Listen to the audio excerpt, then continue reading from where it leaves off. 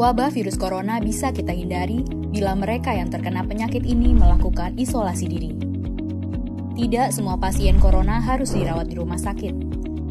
Mereka yang tidak termasuk kelompok rentan cukup melakukan isolasi diri di rumah.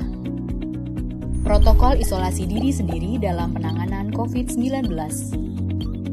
Mengapa orang yang diduga tertular COVID-19 diisolasi setidaknya 14 hari?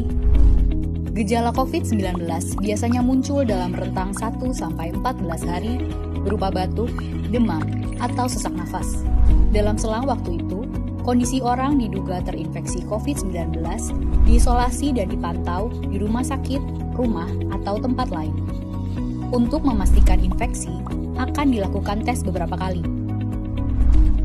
Apabila Anda bukan kelompok rentan seperti lansia atau memiliki penyakit kronis lain seperti diabetes, jantung, kanker, penyakit paru kronik, AIDS, penyakit autoimun, dan sejenisnya, maka Anda dapat secara sukarela atau berdasarkan rekomendasi petugas kesehatan melakukan isolasi mandiri. Apakah isolasi mandiri itu? Isolasi mandiri adalah upaya mencegah penyebaran COVID-19 dengan berdiam diri di rumah sambil memantau kondisi diri kita, seraya tetap menjaga jarak aman dari orang sekitar atau keluarga. Siapa yang perlu melakukan isolasi mandiri? Siapapun yang memiliki gejala sakit seperti demam, batuk atau pilek, nyeri tenggorokan, atau gejala penyakit pernafasan lainnya, atau termasuk dalam kelompok orang dalam pemantauan atau ODP, yaitu orang yang pernah berkontak erat dengan pasien positif COVID-19 dan atau orang dengan riwayat perjalanan dari negara atau transmisi lokal COVID-19. Berapa lama waktu isolasi diri? Setidaknya selama 14 hari sampai hasil pemeriksaan sampel di laboratorium diketahui. Apa yang perlu dilakukan saat isolasi mandiri? Tinggal di rumah dan jangan keluar, kecuali untuk mencari pertolongan medis. Sebisa mungkin, gunakan kamar terpisah dan selalu jaga jarak setidaknya 1 meter dari anggota keluarga lain. Selalu gunakan masker selama masa isolasi diri. Ganti masker secara rutin apabila basah atau kotor. Lakukan pengukuran suhu harian dan observasi gejala seperti batuk atau kesulitan bernafas.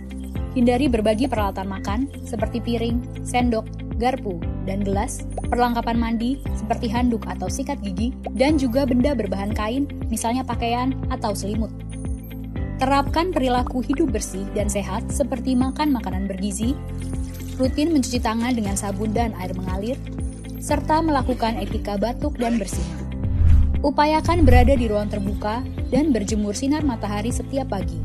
Jaga kebersihan rumah dengan cairan disinfektan, terutama untuk area atau permukaan yang sering tersentuh tangan. Hubungi segera fasilitas layanan kesehatan bila sakit memburuk, seperti mengalami sesak nafas. Apa yang tidak boleh dilakukan saat isolasi mandiri? Tidak boleh keluar rumah, termasuk untuk bekerja, apalagi ke ruang publik. Bila sangat terpaksa harus keluar, gunakan masker dan hindari transportasi publik atau tempat ramai. Tidak boleh berbagi alat makan, mandi, dan pakaian bersama anggota keluarga lainnya. Cuci peralatan makan dan pakaian secara mandiri, terpisah dari anggota keluarga lain.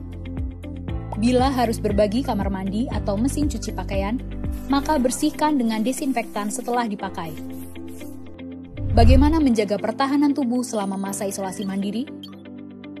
Tetap terapkan pola hidup sehat, antara lain dengan makan makanan bergizi seimbang, perbanyak buah dan sayur, istirahat yang cukup, lakukan olahraga ringan, dan hindari merokok atau minum alkohol.